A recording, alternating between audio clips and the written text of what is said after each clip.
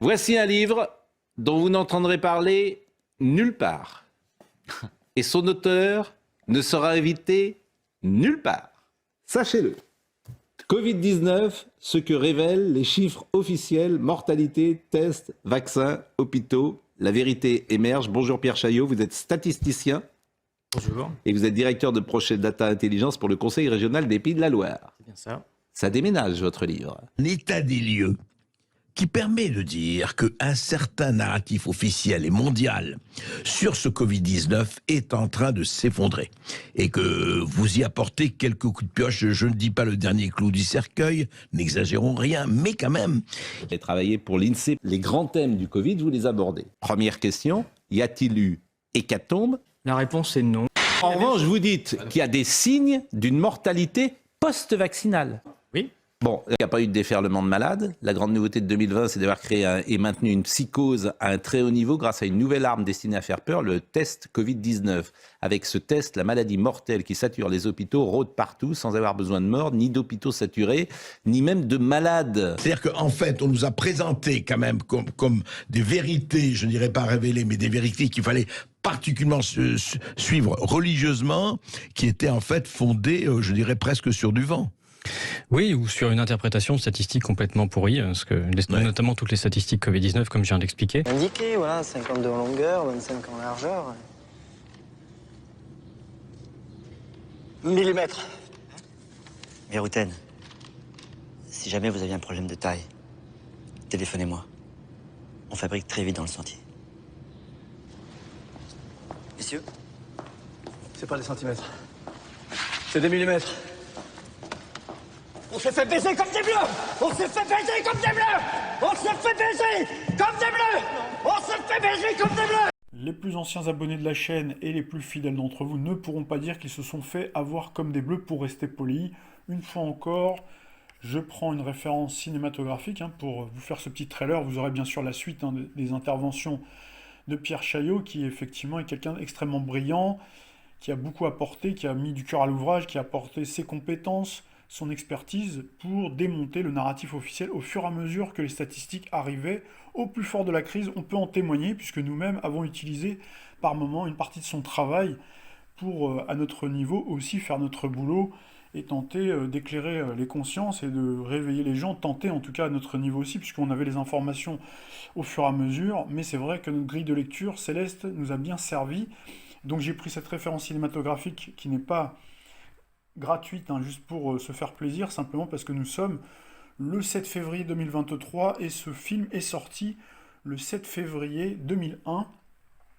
Donc c'est un film qui effectivement a marqué l'histoire du cinéma français avec d'excellents acteurs. Donc c'était sous une période verso, avec un soleil en verso comme en ce moment, et nous avions une inversion donc des cycles planétaires où nous avions Saturne qui séjournait très exactement à 24 degrés 14 du signe du Taureau, et nous avions Uranus qui était à 20 degrés 42 du signe du Verseau. Donc c'est tout l'inverse de la période que nous venons de vivre depuis ce 22 mars 2020. Nous avons eu Saturne qui a commencé à séjourner en Verseau et Uranus en Taureau. Donc on a bien ce cycle Saturne-Uranus. Donc on a bien encore une fois ce télescopage entre fiction et réalité. Alors je ne vais pas revenir sur l'explication de texte, je vous l'ai déjà expliqué maintes fois. Saturne, principe de réalité, c'est le maître du Capricorne qui était en dissonance avec Uranus, je vous le dis très sommairement, très brièvement, mais on l'a déjà fait, toutes ces explications, on les a déjà faites dans le passé, avec Uranus en chute, donc en dissonance, donc qui explique justement le fait que les gens ont détrompé, qu'il y a eu véritablement une mise en scène théâtrale, comme le Verseau, comme c'est si bien le faire le Verseau, puisque le Verseau c'est le signe du théâtre, c'est le signe aussi du cinéma, si on l'ajoute bien sûr avec Neptune dans le signe du Poisson, et c'est d'ailleurs ce qu'on a expliqué au travers de notre capsule produite le 13 mars 2020. À l'époque, il y avait 893 vues, donc ça commençait déjà à décliner au niveau des vues, et donc on avait intitulé cette capsule « Réalité, réalité alternative, nouvelle réalité, vérité orwellienne ».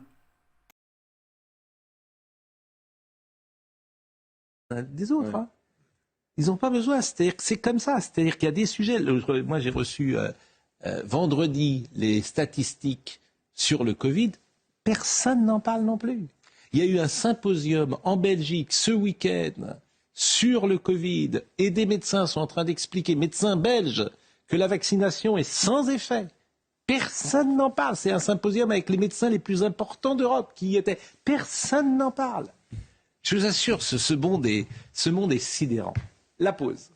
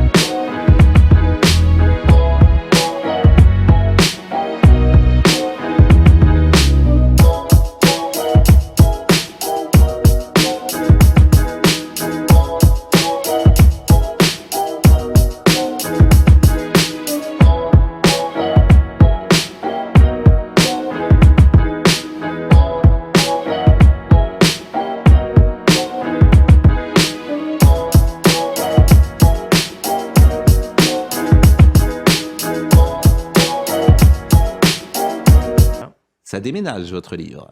Merci. Merci, je ne sais pas. Mais je le dis aux téléspectateurs, vous ne serez pas invité à France Inter, vous ne serez pas invité sur le service public, vous n'irez pas chez Anne-Elisabeth Lemoine, vous n'irez nulle part, puisque ce que vous dites n'est pas dans la ligne de la doxa. C'est bien ça, et en effet, je m'y attends. Ce que dit monsieur est contesté. Voilà. Mais, est-ce que mais vous contesterez? De toute façon, vous contestez depuis que vous êtes né. Bon, vous êtes un contestateur né. Mais les chiffres ne mentent pas. On écoutera monsieur, après vous ferez votre avis. Non, mais ce que vous dites, qu'on ne l'invitera pas par sectarisme politique. Mais si, je dis qu'on ne l'invitera pas par sectarisme politique au sens large. Voilà, oui, c'est ce que je conteste. Il ne faut pas entendre ce que dit monsieur. C'est toujours pareil. C'est tout. Il sera nulle part. D'ailleurs, la première question que je vais poser, vous connaissez Laurent Geoffrin? Pierre Chaillot est donc avec nous. Covid-19, ce que révèlent les chiffres officiels. Alors c'est intéressant, comme toujours, c'est les marxistes qui disaient ça, de savoir d'où on parle. Vous êtes statisticien, vous êtes un professionnel, vous êtes directeur de projet Data Intelligence pour le Conseil régional des Pays de la Loire. Vous avez travaillé pour l'INSEE pendant plus de 9 ans, entre septembre 2009 et avril 2019, à Lille, puis à Nantes. Donc, vous savez de quoi vous parlez, je le précise au départ. Et les grands thèmes du Covid, vous les abordez. Donc, on va les aborder avec vous. Première question, y a-t-il eu hécatombe quelque part? C'est votre premier chapitre. Y a-t-il eu hécatombe? La réponse est non, il y a eu hécatombe nulle part, surtout pas en France, et absolument nulle part en Europe où j'ai pu télécharger les données de la totalité des pays européens et comparer les données de décès de population à ce qui s'est passé dans le passé. Je vais donner une statistique simple. L'année 2020 en France, l'année de la grande hécatombe, c'est la 6e année la moins mortelle de toute notre histoire. Voilà. Donc ça pose un peu les choses sur ce qui s'est passé réellement au niveau des décès en France. Et ce que je viens de dire pour la France, c'est le cas dans la totalité des pays européens. Au pire du pire, on a des pays pour lesquels l'année 2020, c'est la 10e année la moins mortelle de toute leur histoire, et il y a plein de pays pour lesquels l'année 2020, c'est l'année la moins mortelle de toute leur histoire. Donc il ne s'est pas passé d'hécatombe nulle part où on a des données. Bon. Je peux dire une chose? Non. D'accord.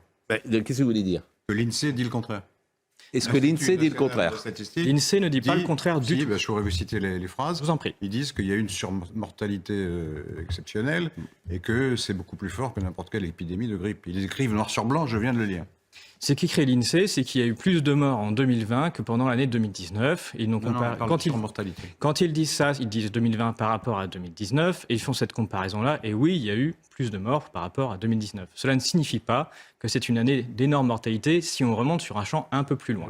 Et ce que je remonte, c'est que l'année 2020 est tout aussi mortelle que l'année 2015, par exemple, qui n'était pas ni le Moyen-Âge, ni une année où on a enfermé des gens. Oui, parce qu'il y a eu probablement d'autres maladies qui n'ont pas pu avoir lieu, eu égard les gestes barrières, etc. Ça, c'est votre propos. Il y a une surmortalité due au Covid. Alors, vous écrivez le premier constat. Se trompe, ça c'est possible. Vous écrivez le premier constat à rappeler sur la mortalité qu'il n'y a aucune trace de la moindre hausse avant 65 ans. Quelle que soit la manière de considérer la crise vécue par les Français, 80% de la population n'a pas été concernée par un phénomène suffisamment grave pour laisser la moindre trace dans les statistiques de mortalité.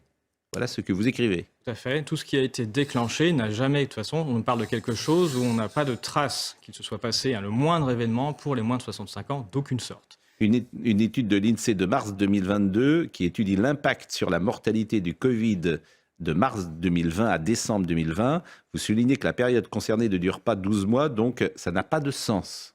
Oui, normalement, il faut savoir que la mortalité dans tous les pays, de l'hémisphère nord augmente en hiver. Il y a plus de décès, notamment chez les personnes âgées en hiver. Et donc, absolument jamais on ne prend des périodes qui sont inférieures à 12 mois, parce que sinon, on apporte un biais qui est énorme, c'est qu'on n'inclut pas les périodes hivernales. Mais alors, sur les plus de 65 ans? Sur les plus de 65 ans, il y a eu un peu plus de décès en 2020 que pendant l'année 2019, qui, je rappelle, est l'année la moins mortelle de l'histoire. Un peu plus, il faut standardiser. Donc, c'est-à-dire qu'il faut prendre en compte, si on fait en décès brut, on annonce plus 70 000, mais il faut savoir que le nombre de décès en France augmente tous les ans parce que la population vieillit.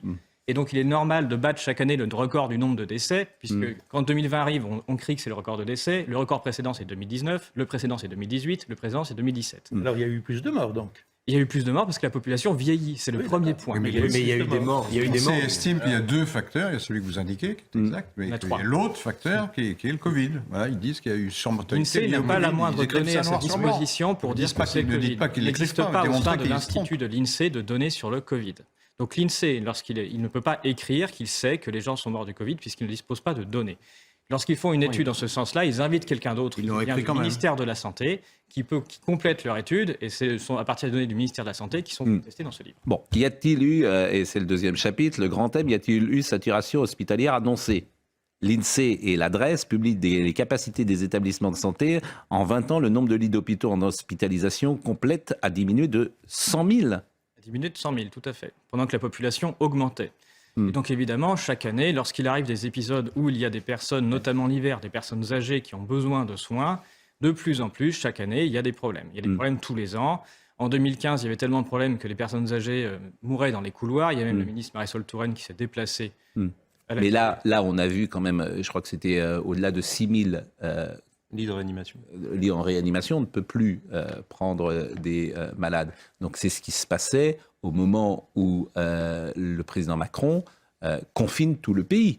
Ce qui s'est passé, il faut rappeler le contexte aussi, c'est que ça fait plusieurs mois, voire années, qu'on a tout un tas d'urgentistes qui sont en grève parce qu'ils disent qu'il manque de moyens en permanence. Oui, là, en ce moment, par exemple, il y a 1000 lits de réanimation en ce moment. Il y a 1000 personnes qui sont en réanimation. C'est 1000 lits ou 1500, ça doit être ça le chiffre. Vous parlez des estampillés Covid ou des Total? Non, Total. Au total. En ce moment, si on fait le... Donc ça veut bien dire que pendant le Covid, il y avait plus de personnes en réanimation et que ça a saturé les services de réanimation. Ça, vous le contestez pas? Je le conteste. Les hôpitaux n'ont pas été saturés et les lits de réanimation n'ont pas été saturés. Mais oui, mais les urgentistes, ils vous entendent, ils disent... je veux dire, moi je les ai eus sur le plateau, ils venaient sur ce plateau.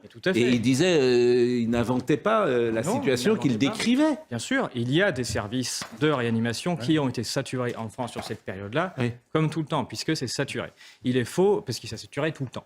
Et que c'est même comme ça que fonctionne l'hôpital depuis la tarification à l'acte. Il s'agit de saturer l'hôpital en permanence de façon à optimiser les lits. Donc ça, c'est bien le principe. Et donc, pendant cette période-là, il s'est passé quelque chose... d'ailleurs qui a été fondamental sur la politique mise en place, qui était notamment le plan Orsan-Reb. Le plan Orsan-Reb a dit assez tôt, au mois de fin février, début mars, qu'il n'y aurait plus en France, sur les 1500 établissements hospitaliers, que 38 qui seraient considérés comme aptes, habilités à recevoir du Covid, et donc à recevoir des personnes malades. Vous avez en France plus de 3,5 millions de personnes qui sont en difficulté respiratoire permanente, donc qui ont des problèmes et qui, quand il y a des difficultés, qui doivent être soignées. Si, dans une période comme ça, vous dites que les problèmes respiratoires qui arrivent sont une maladie et que vous allez concentrer toutes les personnes qui ont des problèmes sur 38 établissements sur 1500, vous avez créé de la saturation, c'est certain. Donc oui, il y a eu de la saturation et des gens qui ont très mal vécu la situation à certains endroits précis, mais c'est faux de dire que c'était partout en France pareil. Vous dites qu'il n'y a pas eu de déferlement de malades. La grande nouveauté de 2020, c'est d'avoir créé et maintenu une psychose à un très haut niveau grâce à une nouvelle arme destinée à faire peur, le test Covid-19. Avec ce test, la maladie mortelle qui sature les hôpitaux rôde partout sans avoir besoin de morts, ni d'hôpitaux saturés, ni même de malades. Tout à fait. C'est la nouveauté qui a été mise en place, c'est la mise en place du test généralisé. Où on a vécu la bonne formule du Dr Knock, à savoir tout bien portant est un malade d'ici qui s'ignore, c'est-à-dire vous placez un... Il n'y a pas eu de déferlement de malades? Non, on le voyait dans l'entreprise. Non, il n'y a pas eu de déferlement de malades. Il suffit de prendre les statistiques du réseau Sentinelle ou des SOS médecins pour se rendre compte des gens qui ont fait appel à eux, et puis ensuite vous prenez les statistiques hospitalières. Il y a eu tout un tas de... Par exemple, quand l'INSEE dit qu'en cas de vague, il y a eu 116 000 morts, ça par exemple, vous pensez que c'est faux? Que l'INSEE nous dit des bêtises? En ce moment, par exemple, dans l'entreprise, il n'y a pas un cas de Covid. En ce moment, il n'y en a pas. Alors qu'en 2020, moi, j'étais avec des gens, j'étais cerné de gens qui avaient le Covid. Il n'y a plus de cas de Covid, notamment puisqu'on a arrêté de faire qu'il n'y ait plus de jours de carence lorsqu'on était Covidé. Donc oui, il y avait tout un tas de cas de Covid pendant très longtemps, à partir du moment où c'était gratuit de se faire un test, et qu'en cas de test positif, on avait le droit à une semaine de congé, et 5 jours de carence, et qu'en plus, on n'était plus obligé de faire une dose supplémentaire de vaccin. Donc il y avait tout un tas de candidats qui allaient se faire tester pour des... Vous dites que l'INSEE ne donne pas le chiffre de mort du Covid, mais il y a des services de santé qui ont donné ces chiffres. Ils étaient affolants, ces chiffres. Il y a eu des dizaines de milliers de morts, des centaines de milliers. Il y a une différence entre un mort estampillé d'une maladie et un enregistrement qui est d'ordre bureaucratique. Si jamais vous faites des tests à tout le monde et que vous avez des tests qui sont positifs, même sur des personnes qui n'ont absolument rien, et qu'ensuite ces personnes décèdent, et qu'ensuite vous les comptez Covid, vous avez tout un tas de statistiques qui seront déclarées morts Covid et qui n'ont absolument rien à voir. Ça, c'est vrai qu'on l'a dit, des gens qui étaient en phase terminale, qui seraient morts 15 jours plus tard et qui sont morts. Ça existait. Mais il y a évidemment des gens qui... Alors, combien de gens sont morts, j'ai envie de dire, du Covid, mais pas, avec le Covid, ce qui est une différence. Il y a quand même des gens qui sont morts du Covid. Ce que je montre dans le livre, c'est que nous sommes incapables de le savoir, puisque les statistiques proposées estampillées Covid n'ont absolument aucun sens et ne correspondent en aucun cas à une surmortalité, ni en aucun cas à quelque chose qui est clair. Non, l'INSEE... on est sur le site de l'INSEE. Sur le site de l'INSEE, c'est marqué, c'est le titre. C'est le titre de l'article. En gros, en France comme en Europe, un pic de surmortalité lié à la Covid-19 mars-début avril. Lié à la Covid-19. Donc nous ne parlons pas de morts qui sont morts du Covid-19, mais liés au contexte de Covid-19. C'est-à-dire qu'il y a une surmortalité sur la période dont il convient de il y a une surmortalité de personnes âgées qui ne correspond pas à une hécatombe, puisqu'elle c'est juste une surmortalité par rapport à... Il n'y a pas de surmortalité. Il n'y a pas de surmortalité par rapport à 2015, par exemple, et même par rapport à 2012 ou 2013, il y a une sous-mortalité. J'ai lu un article qui dit le contraire. Très bien, mais par rapport aux précédentes années, il y a plus de morts. Vous dites le contraire. Alors vous, en revanche, vous dites qu'il y a des signes d'une mortalité post-vaccinale. Oui. Ça, c'est encore autre chose. C'est-à-dire que vous sous-entendez que le vaccin, par les chiffres, oui. Bon, donc, en 30 ans de vaccination hors vaccin Covid-19, 11 000 événements post-vaccinaux avec décès du patient ont été remontés à la pharmacovigilance. En seulement 2 ans, et pour les seuls vaccins Covid-19, 16 000 événements post-vaccinaux avec décès du patient sont déjà remontés. Mais parce que tout le monde a été plutôt vacciné du Covid-19, alors que les autres vaccins, tout le monde ne se vaccinait pas contre la grippe. Moi, je l'interprète comme ça. Mais la grippe... Il y a tout... Ce qui m'intéresse, moi, dans le vaccin, c'est est-ce qu'il y a plus d'effets secondaires avec le vaccin Covid-19 qu'avec le vaccin contre la grippe, en pourcentage. Il y a plus d'effets secondaires remontés en pharmacovigilance, puisqu'il y a bien plus... En pourcentage, hein. Mais et pas en valeur. Bien sûr. Alors après, il faudra voir... On a facilement aujourd'hui le nombre de vaccins Covid-19 qui ont été distribués, puisqu'il y a tout un tas de statistiques dessus. C'est plus compliqué d'avoir le nombre de vaccins distribués pour la grippe et les autres vaccins. En revanche, on a des choses quand même sur la grippe en France qui sont distribuées et on voit bien, vis-à-vis du nombre de vaccins distribués chaque hiver, et ça fait 30 ans que ça dure, on peut se dire que le nombre de personnes qui ont reçu des vaccins contre la grippe est bien supérieur largement au nombre de vaccins distribués contre la Covid-19. Et de voir qu'il y a beaucoup plus d'effets indésirables remontés, c'est déjà un premier indice. Mais ce n'est pas le seul indice. Moi, ce que j'ai fait, ce que je propose que tout le monde peut vérifier et qui s'intéresse, je précise que tous mes programmes sont en ligne et que tous mes sources sont officielles, c'est que j'ai regardé la surmortalité qu'il y avait chaque semaine dans tous les pays d'Europe et j'ai mis en France le nombre de doses distribuées à chaque fois par tranche d'âge. Et il se trouve qu'au moment où on vaccine les gens pour quasiment tous les pays, quasiment toutes les tranches d'âge, on observe une bosse de mortalité. Donc on a 2 indices. On a une pharmacovigilance qui remonte, qui est beaucoup plus alarmante que les autres vaccins, qui dit attention, on déclare des effets indésirables, des morts, et en plus on observe une bosse. Et pour conclure, parce que tout ça évidemment a un but, c'est pour vous la prise de pouvoir de la finance et du grand capital sur la science et la médecine. Donc effectivement, il y a une thèse complotiste.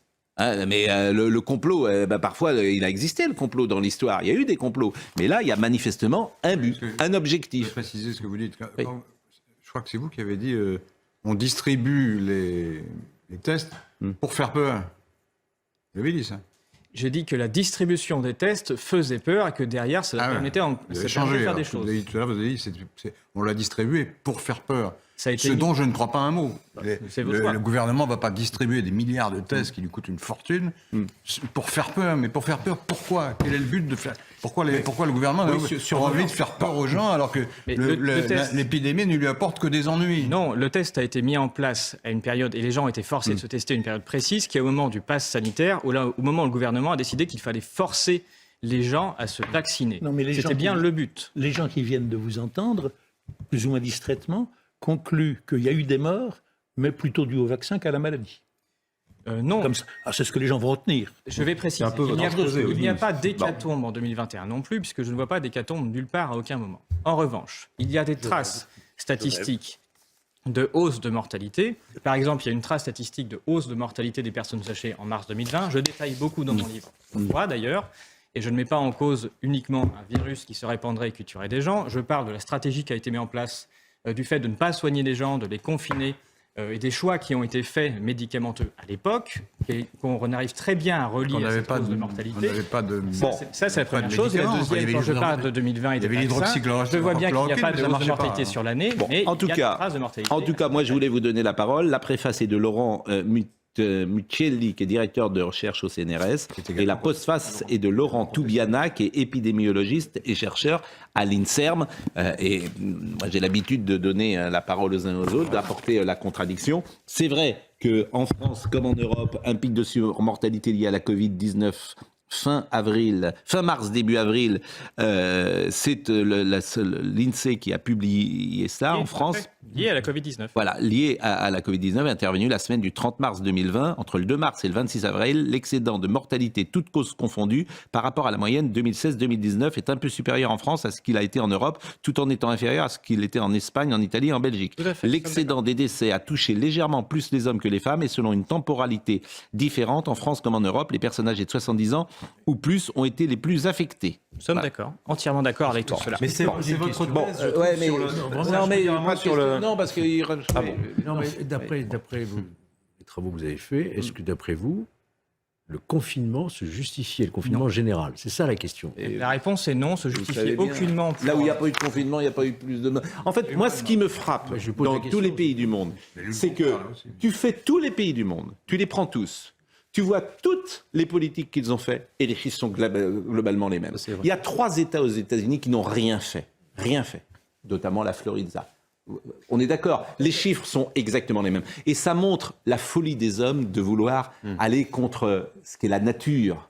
Et prenons même la Norvège en Europe. En Norvège, c'est le pays qui n'a absolument rien fait, c'est le pays qui a le moins de morts. Donc il faut la Norvège n'a rien fait ? La Norvège n'a absolument rien mis en place pendant toute l'année 2020 et il n'y a aucune hausse de surmortalité. Prenons nos voisins, les Allemands, ils ne confinent pas du tout en mars-avril 2020, il ne se passe rien au niveau de la mortalité. Ce sont nos voisins. En Norvège, non mais ça c'est simple à vérifier. Oui, mais de tous les pays scandinaves, c'est la Suède, je crois, où il y a eu le plus de morts et ils n'ont pas confiné. Ils ont donné des règles très strictes et il se trouve qu'il y a un rapport d'enquête parlementaire en Suède qui montre que les personnes âgées ont été abandonnées dans les EHPAD et que la surmortalité qu'il y a eu en Suède, c'est de l'abandon des personnes âgées en EHPAD. Écoutez, exactement comme mais la Norvège a rien fait. Mais pourquoi on ne va pas faire un sujet en Norvège ? C'est intéressant. La Norvège n'a rien fait du tout. Pas en 2020. Et il n'y a pas de mortalité, il n'y a pas de surmortalité. Il n'y a absolument aucune mortalité sur Mars. Mais l'Angleterre, par exemple, qui avait tenté et comme de ne rien faire, ils ont été rattrapés par la réalité. Comment vous expliquez ça ? Eh bien, ils ont été rattrapés. Ils ont pris des décisions du coup sous une certaine pression populaire et médiatique. Et à partir du moment où ils prennent des décisions, il se passe des choses. Il se trouve que l'Angleterre, qui finalement prend une décision nous, a aussi des morts dans le même ordre. Bon, écoutez, je voulais vous donner la parole. Je ne pensais pas qu'on ferait toute cette deuxième partie. Une statistique. Oui. Mon ami. Oui, c'est Florian Tardif qui a suivi les questions de Covid pour CNews qui m'a envoyé ça. C'est un graphique de l'INSEE où on voit la courbe de surmortalité. Parce que vous avez commencé par dire que 2020 était l'une des années les moins mortelles de notre histoire. Regardez, je ne sais pas si on le voit, non, on ne le voit pas du tout à l'antenne. C'est pas de la surmortalité, vous pouvez lire le titre s'il vous plaît Nombre de décès. Nombre de décès. Il ne s'agit pas de surmortalité, mais de nombre de décès. Et comme je l'ai dit, le nombre de décès. Oui, mais la courbe est exponentielle. De la taille de la population et de l'âge des gens. Le nombre de décès va augmenter. Oui, mais vous regardez la courbe. Regardez la courbe. L'INED prévoyait déjà en 2030 qu'il y aura 800 000 décès par an. Et il prévoyait pour ça pour 2030. C'est exactement. Bon, on voit rien. Donc on voit rien. Bon, écoutez. La courbe monte en flèche. Bien sûr, mais ce sont les personnes âgées. Elle va continuer de monter jusqu'en 2030. Vous avez commencé par dire qu'il n'y avait pas de surmortalité. Il n'y a pas de mort, il n'y a que des personnes âgées. Écoutez, moi je renvoie à Pierre Chaillot. D'abord, je vous remercie. Vous êtes venu de Nantes spécialement et vous repartez là parce qu'il n'y a pas de grève encore. Vous êtes venu par le chemin de fer. Et je vous remercie beaucoup. Et dans une seconde, on va recevoir. C'est ce que tous les bénéfices sont pour l'association Eau et Mon Cycle que vous avez reçu sur ce plateau. Eh bien, écoutez, c'est parfait. Alors, Pierre Chaillot, c'est intéressant.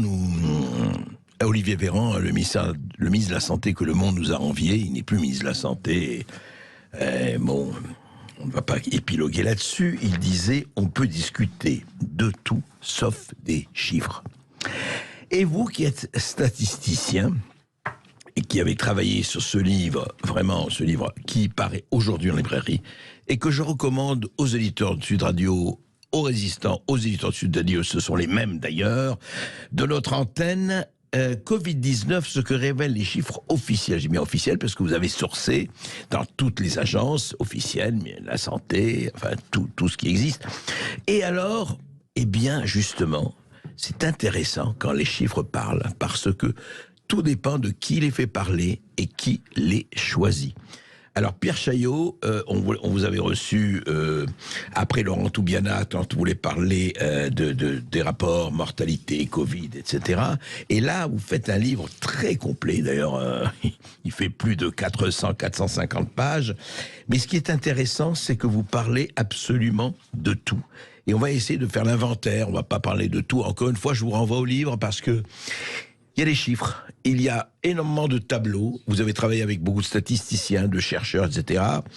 Et vous avez écrit quand même un état des lieux qui permet de dire qu'un certain narratif officiel et mondial sur ce Covid-19 est en train de s'effondrer. Et que vous y apportez quelques coups de pioche, je ne dis pas le dernier clou du cercueil, n'exagérons rien, mais quand même, il y a des choses qui se voient. Alors, on va essayer d'avancer là-dessus. Et par exemple, parlons de ce lien entre Covid-19 et mortalité. Puisqu'on l'a dit pendant très longtemps, et je ne rappelle pas, vous en parlez, le modélisateur Ferguson qui disait qu'on allait avoir 50 millions de morts début janvier 2020. On se disait c'est fini et on sait ce qui s'est passé, les masques, le confinement, les gestes barrières, avant même les vaccins, etc. Alors, aujourd'hui, ça fait pratiquement 3 ans, qu'on a appris l'existence de ce virus, un peu après les Chinois. Où en est-on? Qu'est-ce qu'on peut dire vraiment après les études et les enquêtes que vous avez faites, Pierre Chaillot? Alors, je précise que c'est aux éditions L'Artilleur que sort le livre, en effet, aujourd'hui. Absolument, vous avez raison de le préciser. C'est aux éditions L'Artilleur, tout à fait. Et ce que l'on peut en dire, c'est que la totalité des chiffres qui ont été présentés comme étant des statistiques prétendues Covid-19 ne valent rien, puisque ce qui compte en statistique, c'est de la manière dont on compte les choses. Et si on ne maîtrise pas correctement ce que l'on va compter, on raconte n'importe quoi. Alors, prenons des exemples précis. L'exemple précis, c'est on s'est mis à parler de Covid-19 à partir du mois de février 2020, au moment où l'OMS impose à tous les hôpitaux, par l'intermédiaire du ministère de la Santé... L'Organisation mondiale de la santé, je le rappelle, oui. L'Organisation mondiale de la santé, c'est elle qui tient et met à jour ce qu'on appelle la CIM-10, c'est-à-dire la codification internationale des maladies. D'accord. Et donc c'est elle qui décide comment est-ce que les maladies doivent être codifiées, rentrées, et donc c'est elle qui maîtrise les statistiques de maladies mondiales remontées notamment par les hôpitaux. Depuis toujours, ça, enfin depuis qu'elle existe. Oui, alors je ne sais pas depuis quand existe la SIM10, mais ça fait un moment. Et la SIM10 est très utile actuellement depuis la mise en place de la tarification à l'acte qui utilise la SIM10 pour ensuite rentrer dans les GHM, etc. Donc on fait beaucoup de statistiques et c'est du coup l'OMS qui décide. Et en février 2020, l'OMS décide qu'on va mettre en place un code d'urgence Covid-19 que tous les hôpitaux sont censés utiliser lorsqu'il y a une suspicion de Covid-19 sans qu'on sache que c'est, ni qu'il y ait de protocole spécifique, soit de test, soit de reconnaissance d'aucune sorte. Et c'est même demandé explicitement que même en cas de doute, on met Covid-19 certifié.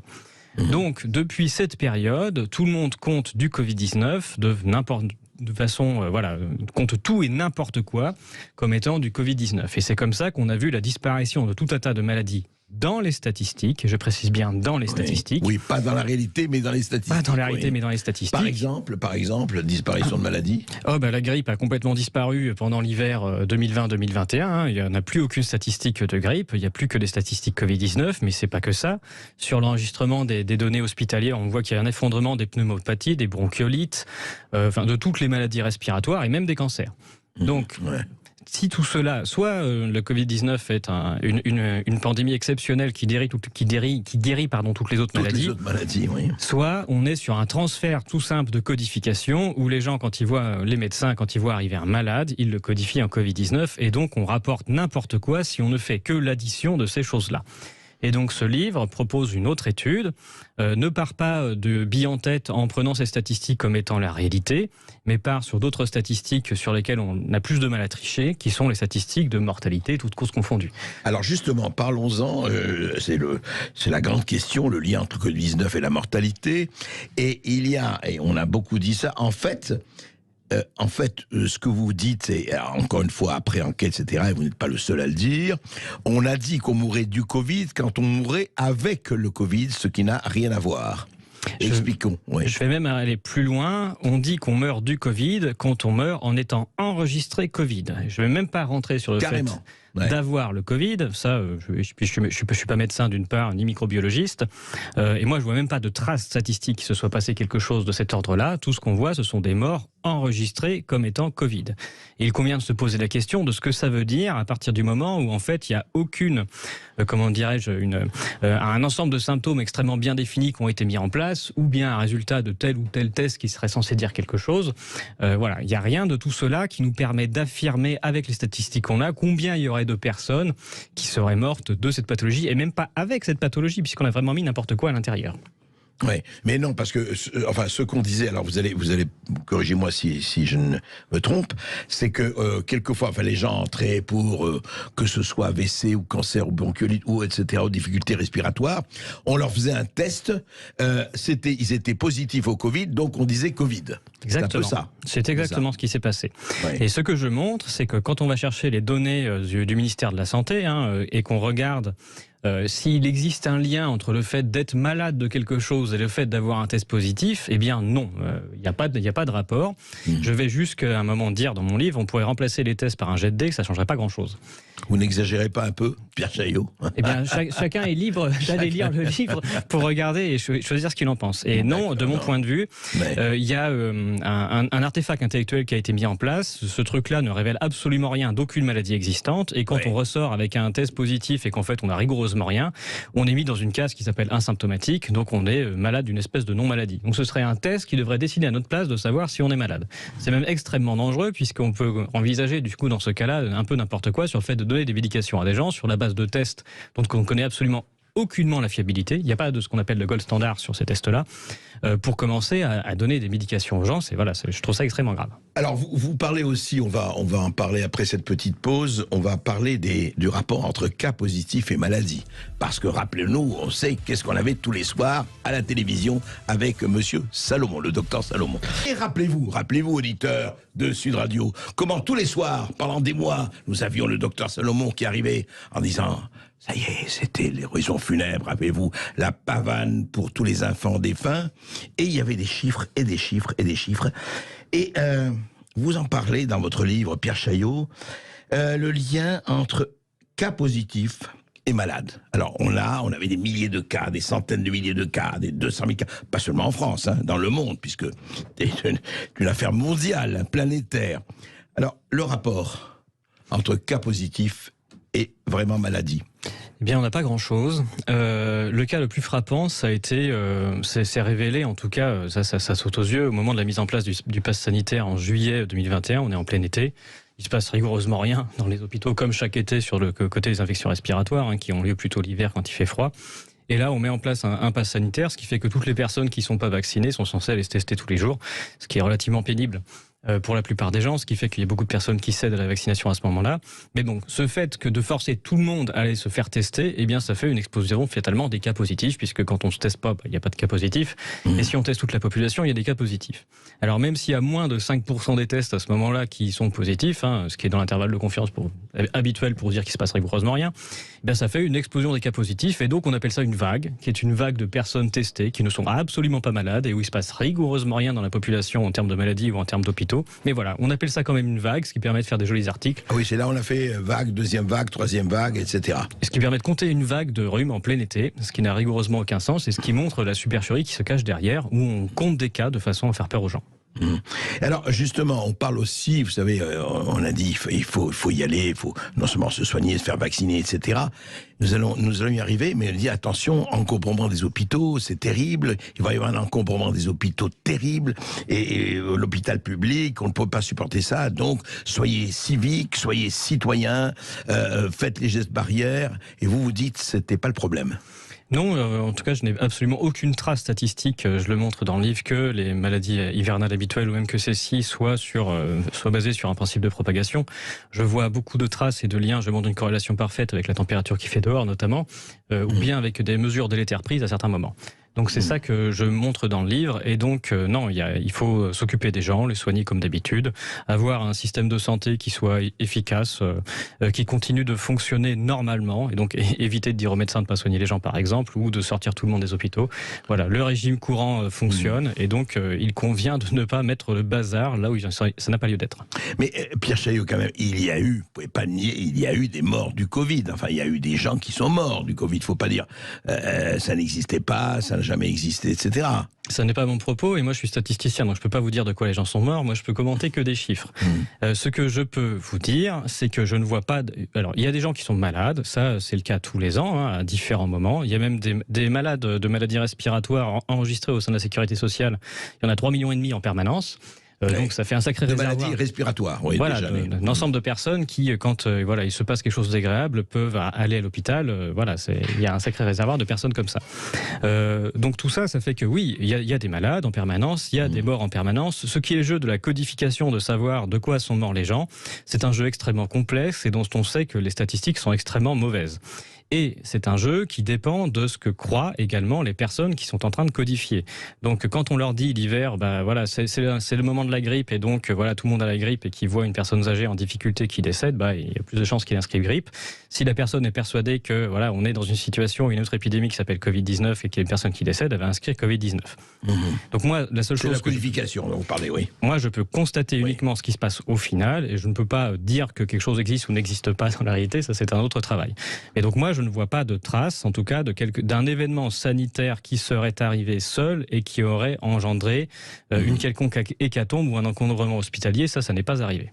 Oui, il n'y a pas eu d'hécatombe de ce point de vue-là. Enfin, voilà. Ça, vous pouvez le dire statistiquement. Et alors justement, on parle de chiffres, mais on parle aussi, et vous en parlez longuement dans votre livre, vous dites d'ailleurs dans votre introduction, vous dites « Je ne m'attendais pas à ce qu'il y ait autant, dans le domaine de la santé, dans ce domaine-là, autant de, il faut le dire, de fake news, autant de conflits d'intérêts, vous en parlez aussi, autant de personnes, et on parle du journal Le Lancet, la fameuse enquête du Lancet, sur l'hydroxychloroquine, mais beaucoup d'autres choses, en fait, et autant de choses qui n'ont strictement, vous dites, aucun fondement.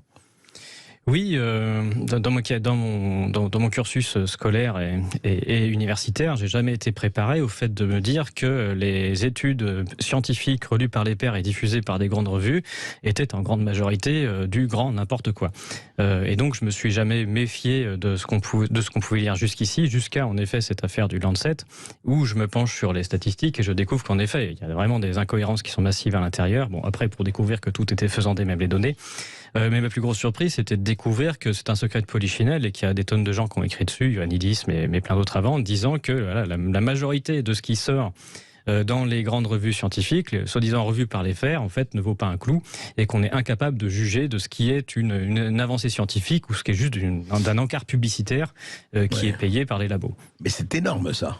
Oui, c'est franchement énorme, parce qu'on se dit, les revues scientifiques, au moins, on sait très bien que ce qui existe, l'enfumage, etc., de raconter n'importe quoi, ça existe un peu partout.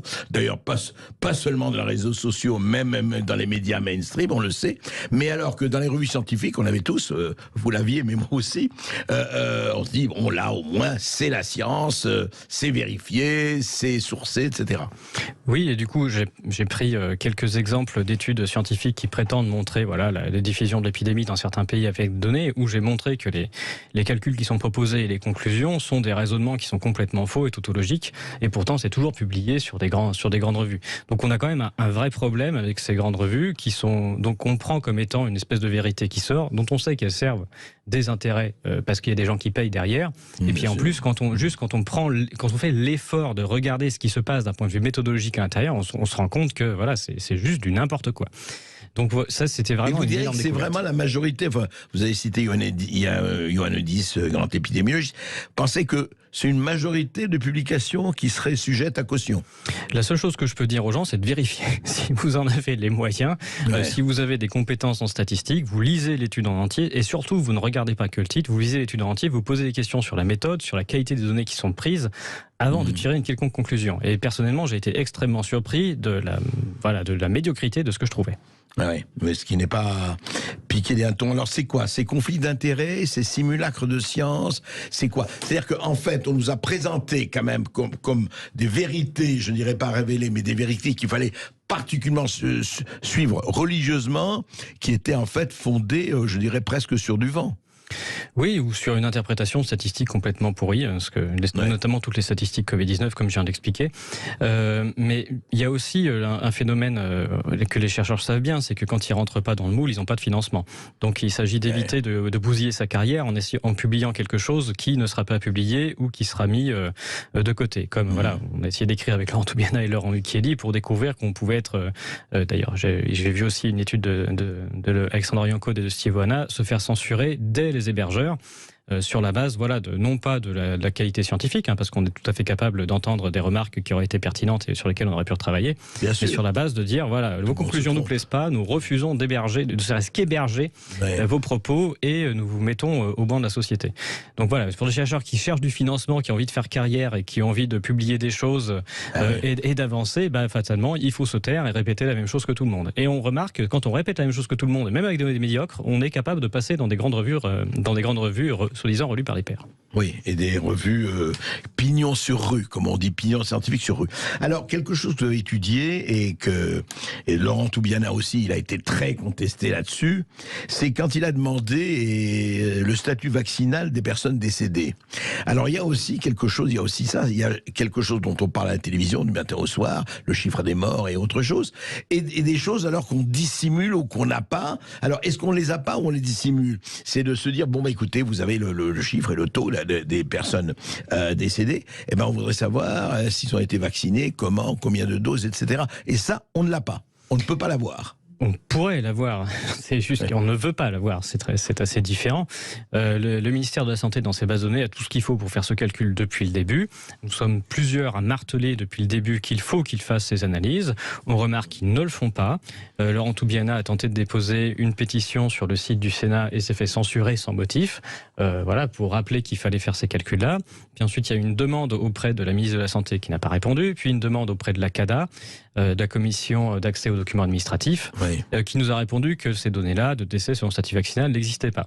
Alors c'est extrêmement grave quand même, puisque c'est quand même la première chose à regarder. Vous mettez en place une coercition, vous imposez à toute la population de recevoir quelque chose. La moindre des choses, c'est de regarder si, statistiquement, on ne verrait pas un impact sur la mortalité des personnes qui reçoivent le produit. Déjà, est-ce que vraiment les personnes qui reçoivent le produit meurent moins que les autres? C'est quand même le but. est-ce qu'il n'y aurait pas un lien statistique entre le moment où elles reçoivent leur dose et le moment où elles décèdent? C'est deux choses qui sont extrêmement importantes à regarder. Et donc là, c'est assez grave qu'on nous dise non, on ne sait pas faire, alors qu'ils font d'autres choses bien plus compliquées en mixant des bases de données. Donc ça, c'est pas crédible. Et puis surtout qu'il n'y a jamais personne qui s'est posé la question de savoir si j'allais regarder. Donc soit ils ne sont jamais posé des questions, ils n'ont jamais regardé, et dans ces cas-là, on se demande ce qu'ils font, soit ils ont regardé, et puis du coup, ils décident de ne pas diffuser, on ne sait pas ce qui est le plus grave des deux. Alors, pour être tout à fait clair, et pour que nos éditeurs entendent bien cela, en fait, ce que vous demandez, vous, mais un certain nombre d'autres chercheurs et statisticiens, vous dites, voilà, on sait le nombre de morts, tout le monde sait, enfin, et on devrait savoir, ce qui est effectivement, si ces morts étaient vaccinés du Covid-19 ou pas. C'est ça. Tout simplement ça, ce sont bien des données statistiques, on n'a pas forcément besoin d'accéder aux données nominatives. Voilà, ils les ont, on réclame une étude et on réclame aussi d'avoir des données de façon à pouvoir refaire les études et à regarder nous-mêmes pour essayer d'évaluer s'il n'y aurait pas des biais à l'intérieur. Donc c'est vraiment, on demande juste la transparence sur une question de santé publique et qui nous paraît primordiale. Mortalité, tests, vaccins, hôpitaux, la vérité émerge. Un certain narratif quand même en prend vraiment pour son grade. Pierre Chaillot, Covid-19, paru aujourd'hui aux éditions L'Artilleur. Vous dites quelque chose, je voudrais reprendre là-dessus. Dans vos remerciements, vous parlez de Laurent Toubiana, l'épidémiologiste, et vous dites, Laurent, donc Toubiana, ayant consacré, épidémiologiste de renom, ayant consacré sa vie à cette spécialité, s'époumonne depuis le début de cette crise, entre guillemets, a tenté de faire comprendre aux journalistes qu'il n'y a pas de crise épidémique majeure, que c'est une redite de celle de l'arnaque H1N1, mettant en scène les mêmes prêcheurs de l'apocalypse, que nous vivons une crise sociologique se traduisant par une volonté de contrôle total des masses, complètement démesurée, et promue par des individus, agences, instituts, ayant des fortes accointances avec la politique et Big Pharma. Vous ne seriez pas un peu complotiste, Pierre Chaillot? Si être complotiste, c'est juste remarquer qu'il y a des intérêts privés qui jouent là-dedans et qui ont été lourdement bénéficiaires. Bon, je veux bien admettre ce qualificatif. Ne vous gênez pas.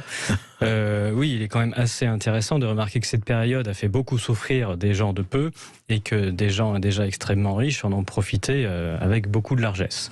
On a même creusé énormément la dette de l'État de façon à enrichir ces mêmes personnes. Et aujourd'hui, on demande aux personnes de basse extraction de bien vouloir la rembourser. Donc voilà, tout a été fait comme un transfert monétaire au sein de ces personnes, au sein de cette période, qui aujourd'hui n'est pas très sain et on est en train de commencer à en payer les pots cassés, ce qui était prévisible dès le début. Et ces discours, etc., que vous dites effectivement conflit d'intérêts, vous parlez peut-être sans... On va pas les nommer, on fait pas de procès, mais vous parlez d'un certain nombre de médecins de plateau qu'on entendait du matin au soir sur les ondes. Oui, qui parlaient de leur service qui était saturé, sur lequel on ne pouvait plus, mais eux, ils étaient à la télé, déjà c'était très intéressant. Et puis, en effet, qui venaient adouber des discours gouvernementaux et reparler de certains chiffres en parlant de la saturation des hôpitaux, tout ça, sachant qu'on a vu après des rapports sortir montrant que tout ce qui avait été présenté à l'époque ne tenait absolument pas la route. C'est notamment le cas du rapport de l'ATIH sur la saturation hospitalière qui n'a pas eu lieu. TIH, pardon. L'ATIH, c'est l'agence l'agence technique de l'information hospitalière qui a sorti un rapport en 2021 qui montrait l'impact de la Covid-19 sur l'utilisation des hôpitaux, sur la surutilisation des hôpitaux, et c'est là qu'on a découvert que les cas Covid-19, et je remets des guillemets parce que comme j'ai dit que ça rimait pas à grand chose, avaient représenté 2% de l'activité, ce qui est parfaitement ridicule, et que même dans les périodes de rush, les hôpitaux sont restés à moitié vides. Voilà. Et donc, mais en revanche, on avait quand même des médecins sur les plateaux de télé qui venaient se plaindre que leur service était saturé. Alors, c'est la puissance des médias de parler de cas particuliers et d'en faire une généralité. Il faut rappeler qu'au début de cette histoire, il y a eu le plan Orsan-REB qui a été mis en place, qui est le plan en cas de pandémie, et qu'il a été décidé au tout début que sur nos 1500 instituts hospitaliers en France, établissements hospitaliers, pardon, il n'y en a que 38 qui allaient être habilités à recevoir des patients Covid-19 de première ligne. Donc si vous concentrez tous les patients qui souffrent de diverses difficultés respiratoires quelconques avec une maladie en plus mal définie, comme je l'ai dit, et que vous mettez tout dans 38 hôpitaux, fatalement vous risquez de saturer 38 hôpitaux sur 1500. Mais ce qui ne présage pas de ce qui se passe ailleurs. Et donc si vous invitez des médecins de plateau de ces 38 hôpitaux se plaindre, évidemment vous faites croire aux gens qu'il se passe un phénomène d'ampleur, alors qu'il se passe peut-être des phénomènes particuliers de saturation, mais comme il y en a absolument tout le temps, les hôpitaux sont en flux tendu en permanence. Au début 2020, il y a quand même tout un paquet d'urgentistes qui sont en grève pour réclamer des moyens parce qu'ils sont en permanence saturés. Donc voilà, il n'y a rien de nouveau sous le soleil. C'est vrai que la manifestation des urgentistes était déjà là avant Covid-19. Enfin, oui, bien sûr. Et la première saturation hospitalière qui a eu de grande ampleur, c'était 2015, avec Marisol Touraine qui a dû faire le tour des hôpitaux avec des gens qui mouraient dans les couloirs de la grippe, appelée grippe à l'époque. Donc voilà, il n'y a rien de nouveau sous le soleil. On continue de faire baisser le nombre de lits. Il y a de moins en moins de places dans les hôpitaux, mais ça coûte de plus en plus cher parce que l'argent va aux bons endroits. Voilà, donc il n'y a pas de surprise à avoir. Et en effet, il y a vraiment un discours qui a été construit de façon à soutenir une histoire à conter en invitant des bonnes personnes qui allaient, des médecins de plateau qui allaient, on va dire, valider un certain narratif et qui étaient très contents de le faire. Et alors, justement, ces personnes-là, bon, on va parler de conflit d'intérêts et on ne doit pas s'appesantir là-dessus, mais ce que vous dites, enfin, dans votre livre, quand on regarde l'inventaire qui est énorme et nombreux, en fait, parce que c'est planétaire, faut pas oublier, hein, c'était pas, on le sait, c'était pas qu'en France, c'était partout. Et en fait, il y a eu quand même cette chose, et je voudrais savoir ce que vous en pensez. Vous n'êtes pas médecin, vous êtes statisticien, mais je parle aux citoyens. Quand on a dit aux gens, écoutez, c'est extrêmement simple, la seule chose à faire, vous n'allez pas voir vos médecins, vous restez chez vous, prenez du Doliprane, du paracétamol, et si ça ne va pas au bout de tant de temps, eh bien vous appelez le 15 et vous allez à l'hôpital. C'était un peu ça, quoi, le discours dominant qui était. Et il y a eu effectivement, est-ce que c'était quelque part un management par la peur ? Oui, c'est bien évidemment un management par la peur. Et puis, tout se passe comme s'il y avait des gens qui avaient lu le rapport de l'escroquerie H1N1, le rapport du Sénat qui est très bien fait, qui explique pourquoi H1N1 n'a pas pris. Et la première des raisons, c'est parce que globalement, quand on a dit aux médecins, voilà, une grande pandémie arrive qui va décimer l'humanité. Oui, H1N1, c'était il y a 10 ans, 2010, ouais, c'était 2010. Ouais, c'est ça. Ouais. Et bien, les médecins, ils se sont dit, on va recevoir les patients, puis on va leur donner leurs médicaments habituels, quels qu'ils soient, et puis c'est comme ça qu'on les traite, et puis ça marche. C'est ce qu'ils ont fait, ce qui fait qu'au final, il n'y a aucun mort de compter. Et ils ont réussi à en compter 300 en mettant des gens dans des cases, mais bon, c'est dire que finalement c'est zéro sur 600 000 morts français. Et puis on ne sait pas ce que c'est. Bref. Mais du coup, là, évidemment, la première chose qu'ils ont faite, c'est d'interdire aux médecins de faire comme d'habitude, c'est-à-dire, ils ont des patients qui sont malades, qu'ils connaissent, ils savent les traiter habituellement, mais là on nous dit surtout, vous ne les approchez pas, vous avez interdiction de les voir, ils restent à la maison. Interdiction à tous les médecins généralistes de soigner leurs patients. La condition, c'était dire aux gens, restez chez vous, cela ne se soigne pas. Et puis il y avait une phrase d'Olivier Range, je crois, à la télé, qui a dit que voilà, il était très risqué d'aller chez le médecin parce que c'est là qu'on risquait de tomber malade. Donc il y a des injonctions qui ont été extrêmement fortes envers la population de dire confinez-vous surtout. Et bien, il y a même des placards, des images qui étaient placardées partout, même sur Internet, où on voyait en cas de symptômes, qu'est-ce que je fais ? Je m'isole, je reste chez moi, je prends du Doliprane et puis quand j'arrive plus à respirer, j'appelle le 15. Donc c'est bien des consignes qui ont été passées. Et donc ça, en effet, le fait d'interdire aux médecins, enfin de dire aux gens ne consultez pas de médecin et de dire aux médecins de toute façon ça soigne pas, il n'y a pas de médicaments, ne faites pas comme d'habitude, évidemment. Derrière, qu'est-ce qu'on fait ? On obtient des gens dont l'état peut se dégrader, qui n'ont pas été suivis, qui se retrouvent ensuite aller à l'hôpital et saturer les urgences.